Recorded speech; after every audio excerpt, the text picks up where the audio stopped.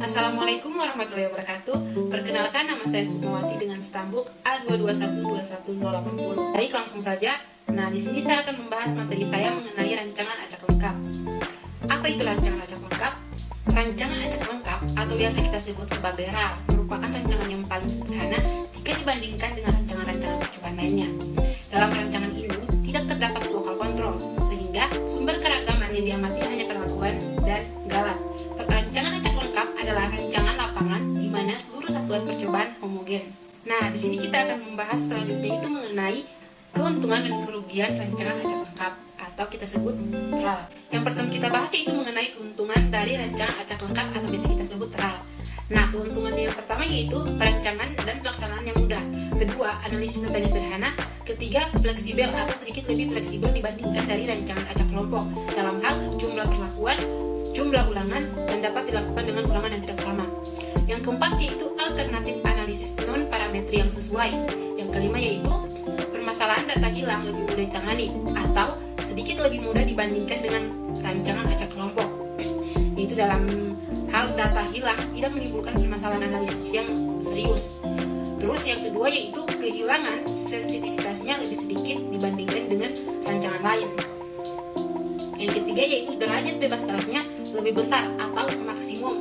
Keuntungan ini terjadi terutama apabila derajat bebas galat sangat kecil. Nah, yang terakhir yaitu keuntungannya tidak memerlukan tingkat pemahaman yang tinggi mengenai bahan percobaan. Nah, selanjutnya kita akan membahas mengenai kerugian dari rancangan acak lengkap atau RAL. Yang pertama yaitu terkadang rancangan ini tidak efisien. Yang kedua yaitu tingkat ketepatan atau presisi percobaan mungkin tidak terlalu memuaskan kecuali unit percobaan benar-benar homogen. Yang ketiga, hanya sesuai untuk percobaan dengan jumlah perlakuan yang tidak terlalu banyak. Yang keempat yaitu pengulangan percobaan yang sama mungkin tidak konsisten atau lemah apabila suatu percobaan tidak benar-benar homogen, terutama apabila jumlah ulangannya itu sedikit. Nah, selanjutnya di sini saya akan membahas mengenai contoh dari rancangan acak lengkap. Contohnya itu yaitu dalam sebuah percobaan biologi, 4 konsentrasi bahan kimia digunakan untuk merangsang pertumbuhan sejenis tanaman tertentu selama periode waktu tertentu. Dalam pertumbuhan berikut, dalam sentimeter dicatat dari tanaman yang hidup. Contohnya seperti gambar di samping ini. Yang pertama adalah kita buat nomor urut sesuai dengan jumlah perlakuan dan ulangan. Di sini saya ada 5 perlakuan dan ulangannya ada 3. Sudah saya hitung dengan rumus TR-1 DP galat kurang lebih atau sama dengan 15 seperti itu. Kemudian saya akan masukkan terlebih dahulu yaitu membuat bilangan acak, teman-teman. Jadi kalau di RAN itu bisa langsung dengan bilangan acak atau dibuat dengan nomor urut terlebih dahulu juga nggak apa-apa untuk lebih mudah mengetahui mana sih ulangan yang pertama dan mana ulangan yang kedua. Oke, kita buatkan nomor urutnya dulu. Nah, nomor urut ini karena dia ada 5 perlakuan, kita buat 1 sampai 5 sebanyak 3 kali. Jadi kita pakai Excel ini sebenarnya lebih mudah, tinggal ditarik aja seperti itu. Kemudian kita copy dan pastekan di bawahnya 2 kali. Nah, seperti ini ya teman-teman. Kemudian setelah itu kita membuat bilangan acak atau menggunakan random ya dengan jarak yang jauh. Misalnya 500 sampai 700 atau mungkin 456 sampai 756 seperti itu. Oke, kita sekarang buat bilangan acaknya. Kita pakai rumus run between ya, sama dengan run between yang ini. Kemudian kita tinggal tab aja. Kemudian di sini pemisahnya pakai tanda titik koma. Oke, saya akan masukkan angka 356, kemudian titik koma 768. Kemudian saya tutup dan enter. Oke, di sini kita tinggal tarik aja ke bawah. Nah, secara otomatis angka yang di sini sudah teracak sendiri tanpa kita yang membuat, tapi alat yang membuat, yaitu alatnya berupa komputer dan ada aplikasi Excel-nya seperti itu. Kemudian kita hilangkan rumus random between-nya terlebih dahulu dengan cara kita blok dulu, kemudian kita klik kanan ya, kita copy agak maju, ini masih agak lemot ya teman-teman. Kemudian kita copy. Nah, kemudian kita pastekan di sini juga. Kita klik yang kalau pada Windows yang terbaru mungkin sudah langsung bisa diklik ini ya, yang ada angka 1, 2, 3 nya nih, paste spesialnya. Nah, secara otomatis rumus di belakangnya hilang. Kalau misalnya komputer kita masih belum Windows yang terbaru, nah oke, ada cara mudahnya. Di sini kita tinggal tekan kontrol ya, kontrol ditambah ALT, kemudian selama kontrol ALT ini ditambah sama-sama, kita juga menekan huruf E, S, dan V. Oke, saya akan cobakan ya. Saya tekan blok, kemudian saya copy, kemudian saya tekan Ctrl ALT ESV.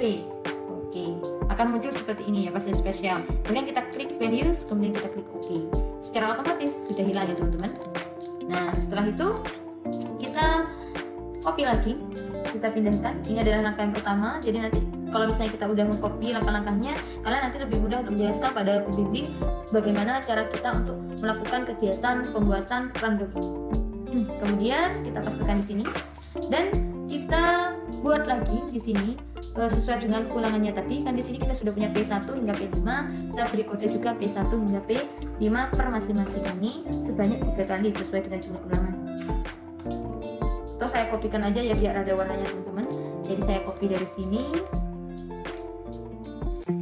biar ada warna, jadi ada pembedanya nanti. Sorry, jangan di paste spesial biar nggak hilang warnanya.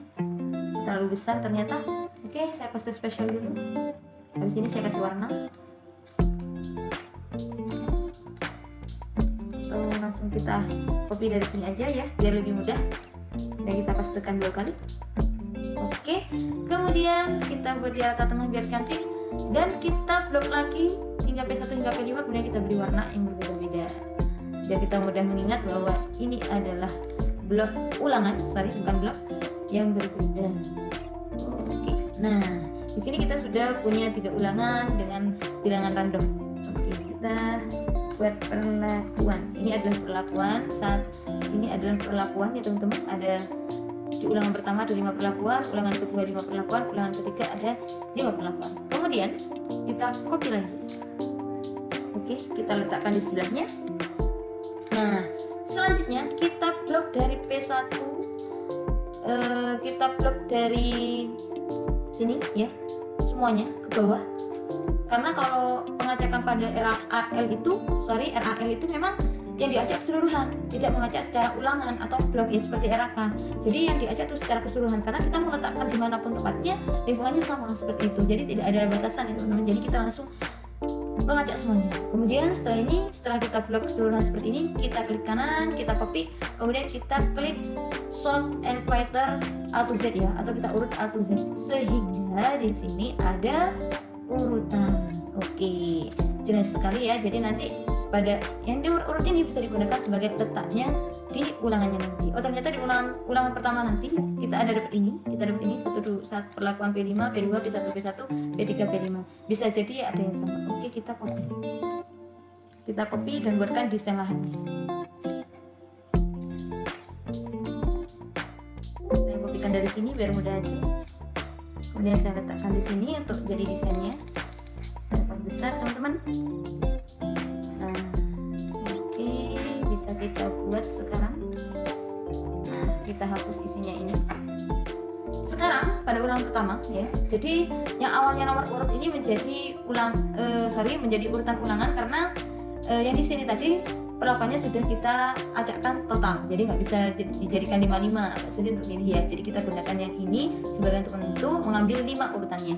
Oke, kita ambil 5. 1 2 3 4 5. Kemudian kita kopikan, kita letakkan pada ulangan yang pertama.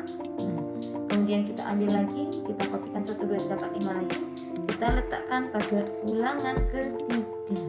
Kemudian kita ambil lagi sebanyak 5, kita letakkan lagi pada ulangan ketiga seperti ini. Kemudian kita cek teman-teman. Nah jadi kalau pada RAL itu bisa jadi ya teman-teman, P5 nya di sini bersamaan. Jadi kalau RAL itu tidak masalah teman-teman, mau dia kita letakkan P5 nya di sini atau tadi kita kopikan yang ini di sebelah sini boleh, atau kita ngurutnya dari sini boleh. Jadi kita bisa jadi teman-teman P5, P2, P1 ini kita letakkan dari bawah sini mulainya, ada P5, P1 itu boleh. Jadi letaknya dia bisa menyesuaikan tempatnya dan dia tidak dipengaruhi oleh lingkungan untuk penentuan pengacakan. Jadi bisa kita letakkan dimanapun, boleh dari kiri ke kanan, kemudian baru ke bawah, atau mungkin dari seperti ular begini, atau seperti ular begini letaknya teman-teman, atau mungkin dari kanan kemudian ke atas seperti ular seperti ini, silakan. Pengacakannya bisa dimanapun dan cara pengacaknya seperti itu ya. Dan ingat, dalam ulangan itu wajib ada yang sama, kemudian dalam ulangan ke kanan juga ada yang sama, seperti itu ya teman-teman. Kenapa kok ada yang sama? Karena kita bisa menentukan kalau ini RAL, dia pasti ada perlakuan yang sama dalam satu ulangan seperti itu. Kalau misalnya nggak ada yang sama, nanti bisa jadi itu splipper atau RAK seperti itu teman-teman.